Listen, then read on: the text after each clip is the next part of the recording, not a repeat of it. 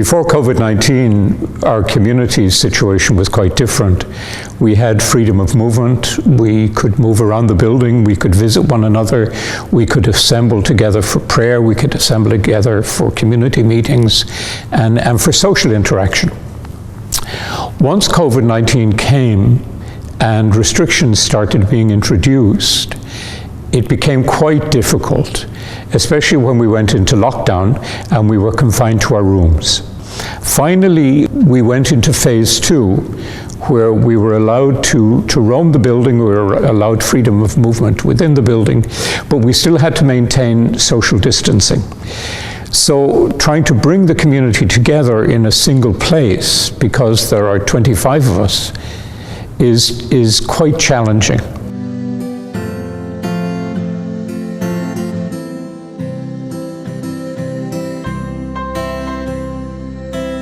We've been called together by Christ. We've been called by Him to be brothers to one another and to serve the church. We've made our commitments and vows. And that all helps to really build a strong sense of community. When priests retire, their whole identity is shaken, because their whole identity is really based on being active in ministry.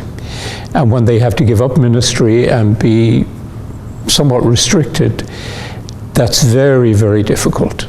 And so to help people, to help priests adjust to a new role as intercessors in prayer, to help them realize that even though they don't have an active ministry, they still have a very valuable contribution to make to the church. That's one of the big challenges of dealing with priests who are in retirement, who are in elder care.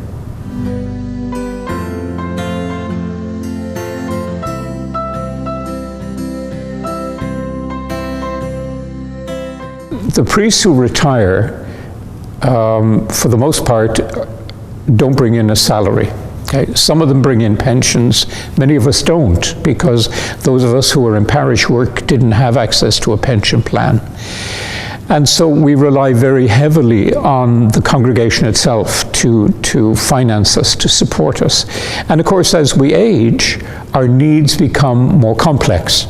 We need doctor care, we need nursing care, we need hospital beds, we need special mattresses, all kinds of extra expenses that we didn't have when we were active.